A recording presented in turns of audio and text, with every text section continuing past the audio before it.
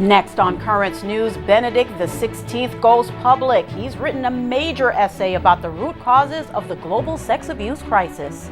New York's Cardinal Timothy Dolan and Catholic Charities are at the forefront of helping immigrants. I'm Tim Harfman, and I'll explain more coming up. A dramatic gesture by Pope Francis at the conclusion of a peace retreat with warring parties from South Sudan. It's a celebration of faith, education, and giving here at Futures in Education's Angel Reception. I'm Emily Druby, and I'll have an inside look.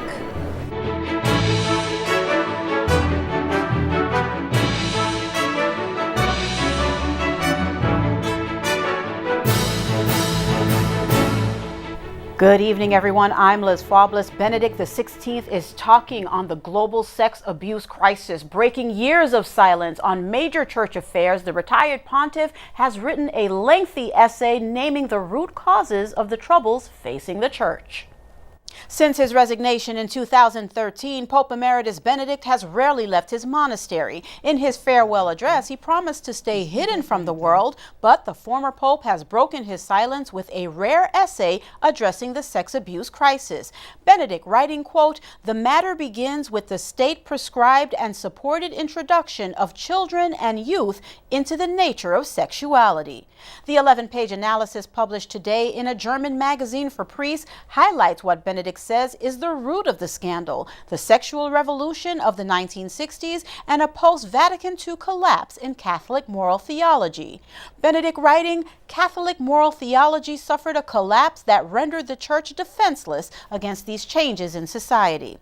John Allen, the editor of Crux, notes there is a common thread between these two reflections from the nearly 92-year-old leader. In his mind, what they have in common, basically, is an abandonment of traditional morality, the idea that there is such a thing as absolute good and absolute evil. The remedy, in his mind, therefore, ultimately is a recovery of faith. Many believe the document is an acknowledgement that Benedict realizes he has a role to play in helping the Catholic Church come to terms with the clerical sexual abuse crisis. He addressed the crisis for the first time during a 2010 news conference aboard the papal plane during a flight to the United Kingdom.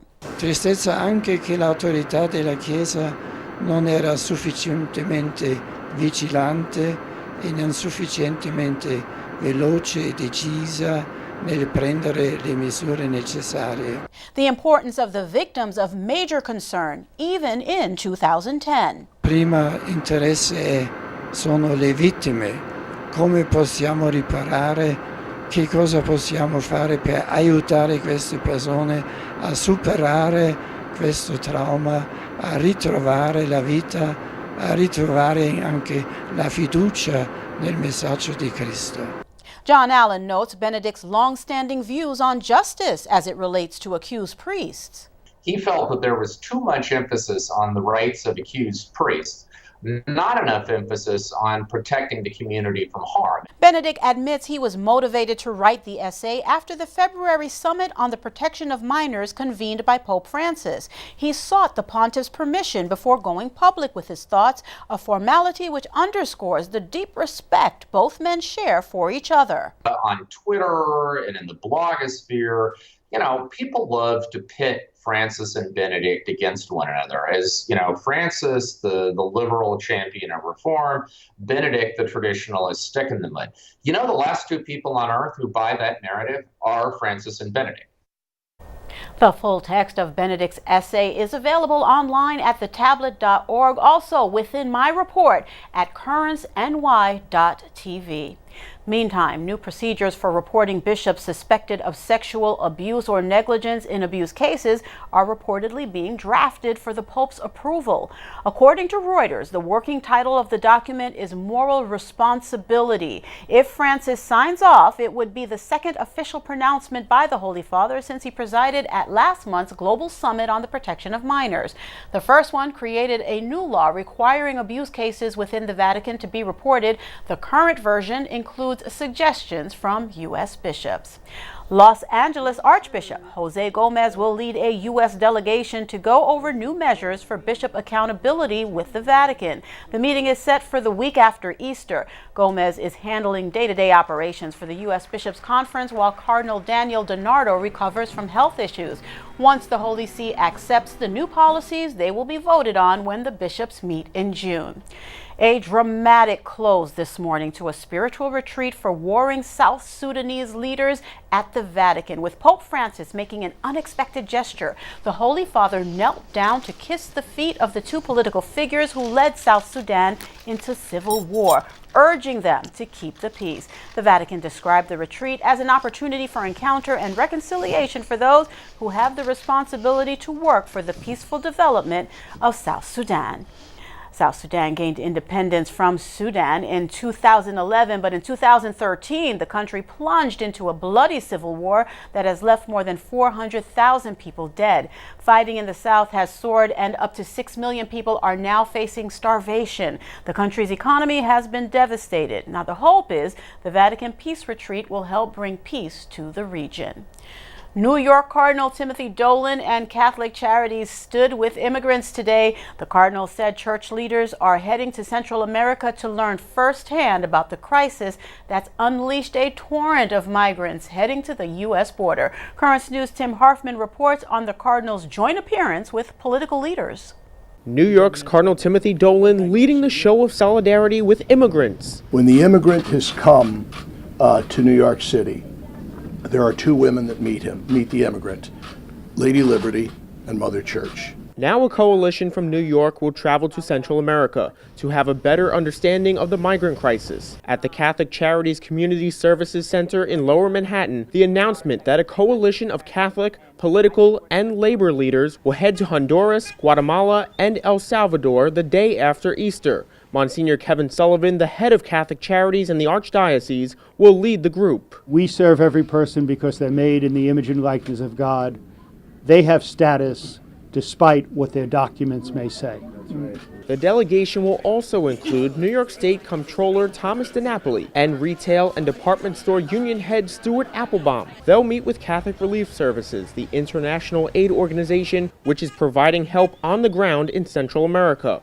Also part of the coalition, Jessica Garcia. She's one of the labor leaders and an immigrant from Honduras. She understands migrant struggles firsthand. My mom lived with the family that she worked for, and I know just growing up in that household, you don't have a lot of resources to work with, you're not paid a whole lot of money, and economic opportunities, the idea of getting an education and doing more with your life is really non-existent. The goal? For the coalition to return with more ideas on how to help those coming to the U.S. looking for asylum and better lives. We continue to be a city that welcomes and a city that encourages newcomers because we're stronger when we welcome and we open our doors to them. In Lower Manhattan, Tim Harfman, Currents News. The U.S. Bishops' Conference throwing strong support behind the DREAM Act and the SECURE Act, two bills in Congress that would open a pathway to citizenship for dreamers and people now in the country under temporary protected status. The bishops say we need a permanent legislative solution for those who have spent their lives contributing and living in the United States, the country they know as home.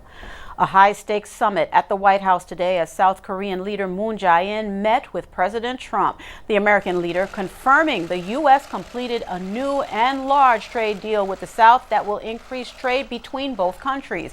Trump is also hopeful there will be a third summit with North Korean leader Kim Jong-un. It could happen. A third summit could happen, and it's step by step. It's not a fast process. I've never said it would be. It's step by step. President Trump also said he hopes denuclearization talks with the North will resume soon. South Korea's top court ruled today that the country's 65-year-old ban on abortion is unconstitutional. The court stopped short of throwing out the law which criminalizes the deadly procedure. The judges are giving legislators until the end of 2020 to pass new laws on abortion. Supporters of life are concerned about this ruling. We are here to save the life, especially the weakest, the vulnerable, no defense. I think many women struggle before deciding on abortion, the student says, but I'd like to ask them not to take that road. A fetus in the womb is a life too. The government estimates that in 2017, the number of babies killed by abortions was at least 50,000. Julian Assange is behind bars tonight. The founder of WikiLeaks was arrested by London police early this morning after Ecuador revoked his asylum. Assange had been hiding out in the UK at the Ecuadorian embassy for the past 7 years. Karen Kaifa has the latest. Julian Assange will remain in custody until at least May 2nd, when an extradition hearing will take place. Assange arrested in London Thursday and charged in the U.S. with 1 count of conspiracy to commit computer intrusion. The Justice Department in a press release said the indictment alleges that in March 2010, Assange engaged in a conspiracy with Chelsea Manning, a former intelligence analyst in the U.S. Army, to assist Manning in cracking a password on classified DoD computer systems. Outside the courthouse in London, an attorney for the WikiLeaks founder said Assange was thankful to his supporters and will fight extradition to the U.S. This sets a dangerous precedent for all media organizations and journalists in Europe and elsewhere around the world.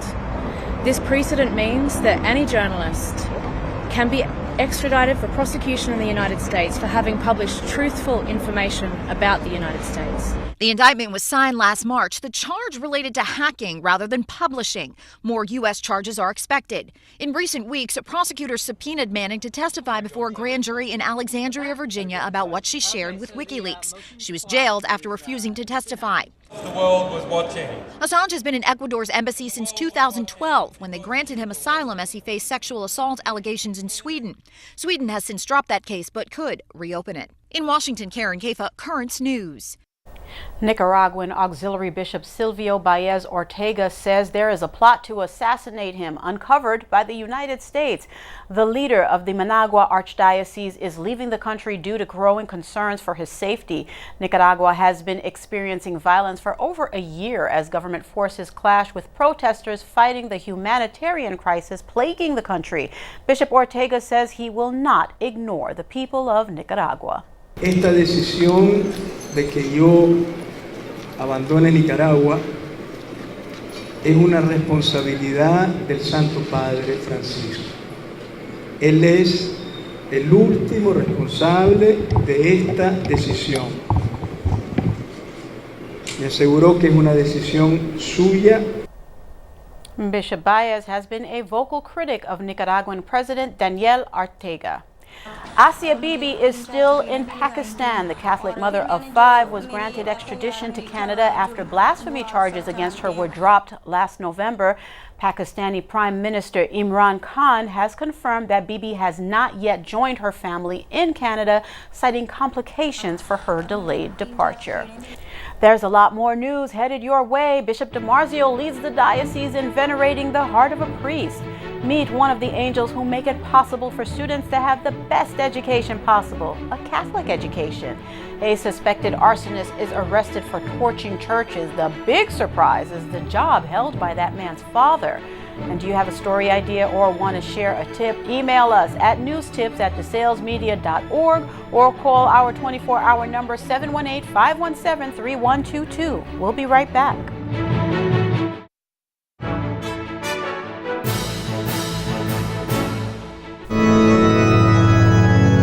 Brooklyn's faithful with their bishop are inspired by the patron of priests. In Brooklyn, Bishop DiMarzio led a church full of auxiliary bishops, priests, and faithful last night in celebrating Mass in the presence of the heart of a priest, the holy relic of St. John Vianney, the patron of parish priests.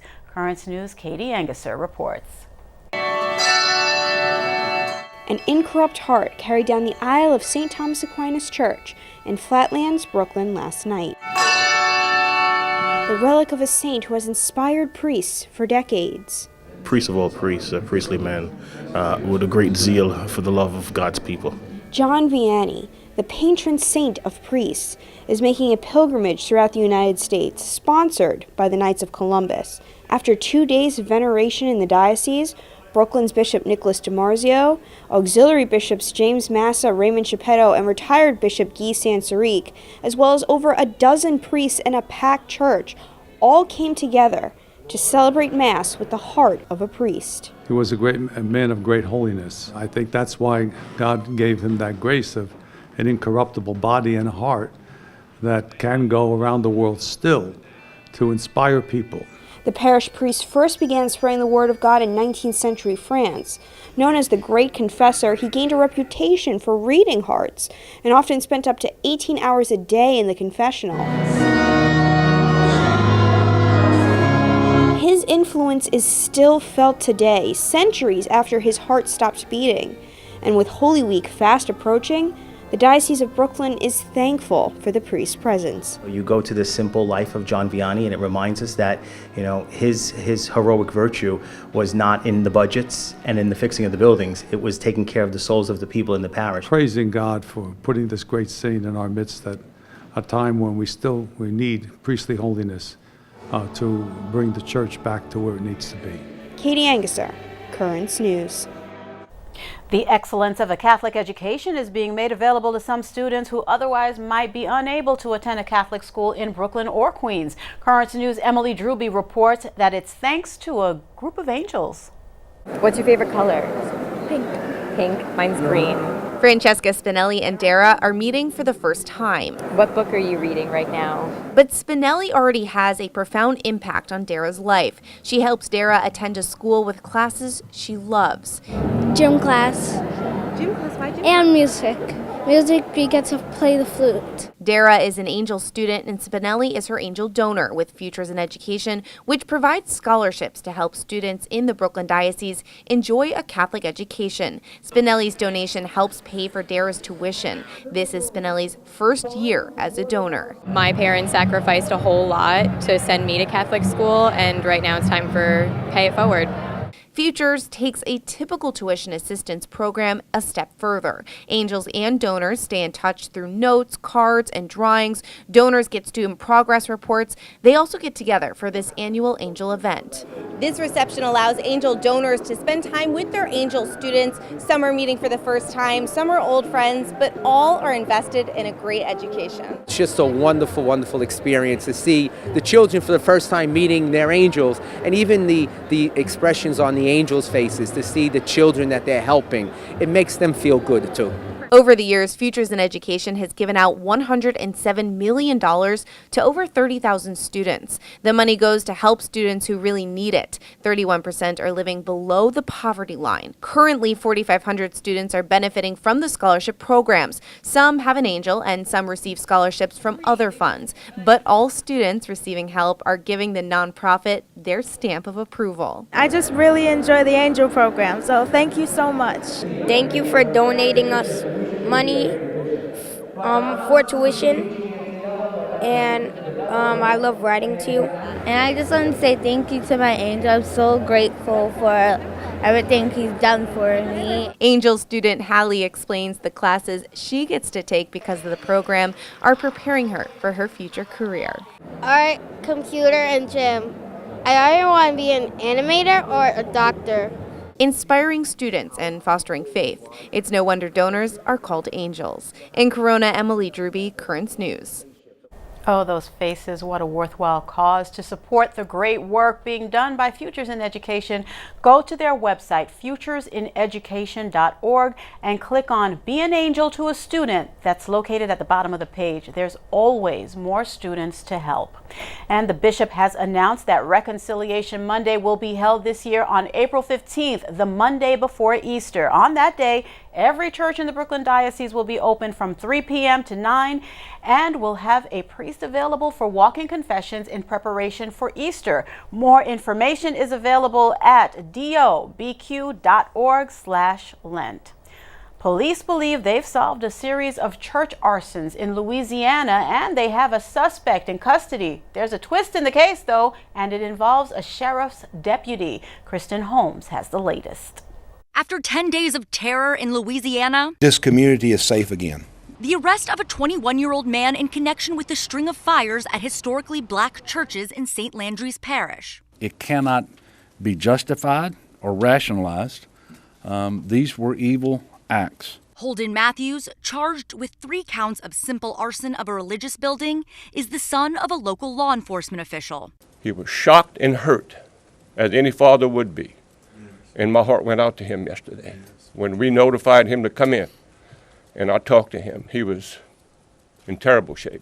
The investigation into motive is still ongoing, but law enforcement officials say they're looking into a connection to the genre of music called black metal that has a history associated with church burnings. 3 churches were set ablaze over the span of 10 days. I started having emotions like, did they get everybody? Or, who would do something like that to a church? The NAACP labeled the fires domestic terrorism. And while the FBI and ATF were aiding the investigation, some local pastors had begun sleeping in their churches as a precaution. Now, the community ready to put this behind them. It's time to rebuild. It's time for healing. It's time for strengthening of our congregation and our families. And now we can go forward. Kristen Holmes, Currents News.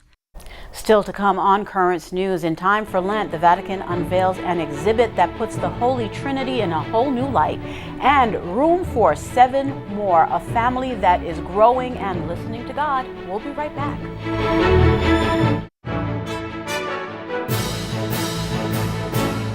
A new Vatican Museum exhibit is now open for the Lenten season with a new painting depicting the Holy Trinity in a distinct way. Sean Richardson has that report. For reflection during Lent in preparation for the upcoming Easter celebrations, the Vatican Museum has opened up this exhibition. It is focused on the representation of the mystery of the Trinity and is on display until June the 8th, 2019.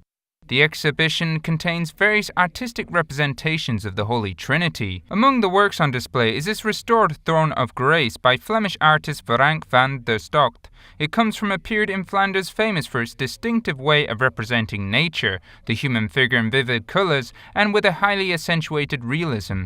Because of its importance, artistical importance, and also because we are not used to have Flemish paintings in the Vatican collections. We had the opportunity to work on this painting that is a very, very interesting painting for iconography, iconology, and theology. The painting belongs to the Basilica of St. Giorgio in Caltagirone, Sicily. In 1777, Baroness Agata Intalandi of Favorota, who was devoted to the Trinity, made it a provision in her will that it be publicly venerated there. The painting contains much symbolism, such as a sphere for the world and the red apocalyptic cloud, and the archangels on either side of the throne. These all allude to the Last Judgment, reminding one that those who approach and have faith in the merciful Trinity of the Throne of Grace will not be refused salvation. This iconography of the Throne of Grace represents the Trinity in a way that is not usual. It represents God the Father, who is holding in his arms his dead Son, Christ. And then there is the dove to symbolize the Holy Spirit, who is among them. Although the Holy Trinity is inaccessible to human reason alone, this exhibition hopes to further promote reflections on the mystery of the Trinity that constitutes the center of the Christian faith and confessed in the light of Christ's revelation. In Rome, Sean Richardson, Currents News. And finally tonight, imagine having 10 kids, then adopting 7 more. That's what Kansas natives Gary and Lisa Fulbright did, saying they want to focus on getting the chance to love and be loved by 7 more kids who no longer have to search for a family. I don't know my dad. He lives in Mexico, so it's really nice having a dad to spend time with. What God's, purposes take care of the children, in adoption. The kids now range from 3 to 12 years old. What a wonderful story. That is Currents News.